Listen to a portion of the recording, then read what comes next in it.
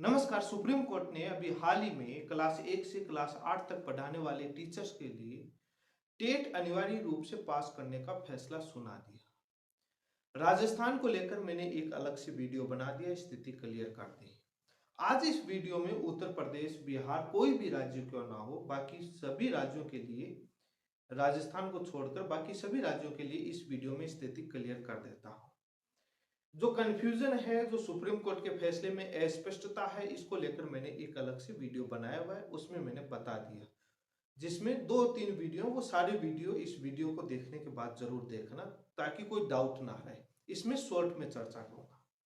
बहुत सारे ऐसे राज्य हैं जहां पर 2011 के बाद भी बिना टेट वाले लिए गए और बिना डीएलएड बीएड वाले भर्तियां की गई और भारत सरकार से आरटी एक्ट धारा 23(2) के तहत छूट मांगते हुए की गई। त्रिपुरा जैसे कई राज्य हैं, तो वहां पर भी जिस भी राज्य में 2011 के बाद टेट अनिवार्य था, इसलिए जिस भी राज्य में 2011 के बाद टेट के बिना यदि कोई टीचर लगा है क्लास 1 से क्लास 8 तक पढ़ाने के लिए, तो उसको टेट पास करनी होगी। टेट का मतलब यदि उस राज्य की राज्य सरकार यदि अपना कोई राज्य स्तर का टेट पास करवाती है तो वो टेट पास कर ले।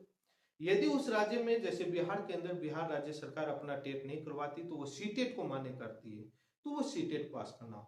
जिस भी राज्य में यदि कोई अपना टेट करवाती है तो वो टेट पास करो। यदि वो राज्य सरकार सीटेट को एक्सेप्ट करती है, अपना टेट नहीं करवाती है, तो वहां सीटेट पास करना होगा। 2011 के बाद लगे हुए सभी टीचर्स को टेट पास करना होगा। यदि वो बिना टेट पास किए हुए लगे, यदि वो जिस भी राज्य में अपना टेट या सीटेट पास करने के बाद, जो भी राज्य का टेट है तो वो पास करके लगे, या राज्य सीटेट को एक्सेप्ट करता है तो सीटेट पास करके लगे हैं, उनको दोबारा से टेट पास करने की जरूरत नहीं। कहने का मतलब है कि 2011 के बाद जो भी टीचर लगा है, टेट पास करके लगा है, तो उसको दोबारा पास करने की जरूरत नहीं, भले ही उसकी वैधता 3 साल हो, 5 साल हो, 7 साल हो, कुछ भी रही हो, लेकिन एक बार टेट उसने पास कर लिया तो उसको दोबारा टेस्ट पास करने की कोई जरूरत नहीं है। 2001 से 2010-11 के बीच में जो लगे टीचर्स को टेट पास करना होगा, जिस भी राज्य में क्लास 1 से क्लास 8 तक पढ़ाने वाले टीचर्स को, भले ही उसका नाम कुछ भी रखा हो, शिक्षा मित्र रखा हो, कुछ भी नाम रखा हो, उसकी यदि ड्यूटी वो क्लास 1 से क्लास 8 तक पढ़ाने में लगी है, उस पद पर नियुक्त हुआ है कि मैं क्लास 1 से क्लास 8 तक पढ़ाऊंगा, क्लास 1 से क्लास 5 तक पढ़ाऊंगा, उसका नाम सहायक अध्यापक रखा हो, शिक्षा मित्र रखा हो, अध्यापक रखा हो, कुछ भी रखा हो, प्राथमिक अध्यापक, उच्च प्राथमिक अध्यापक, कुछ भी नाम रखा हो, नाम का मैटर नहीं करता है।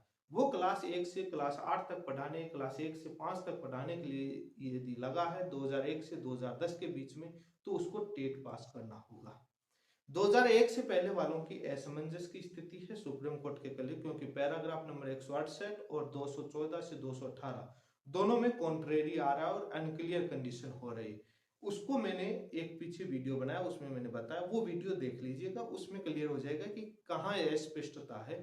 और भारत सरकार के एक नोटिफिकेशन की वजह से ये हुआ, क्योंकि 2017 में भारत सरकार ने नोटिफिकेशन जो जारी किया था 4 साल में मिनिमम क्वालिफिकेशन पास करने का, 2015 तक लगे टीचर्स के लिए, उसमें मिनिमम क्वालिफिकेशन में भारत सरकार का एक मोटो, जहां तक मुझे समझ में आता है, उनका ये था कि बीएड या डीएलएड कर ले। क्योंकि बहुत सारे राज्यों में जो 2010-11 से पहले लगे, वहां 12वीं ग्रेजुएशन किए हुए लगे, बाद में भी लगे, तो वहां था कि मिनिमम क्वालिफिकेशन बीएड या डीएलएड कर ले।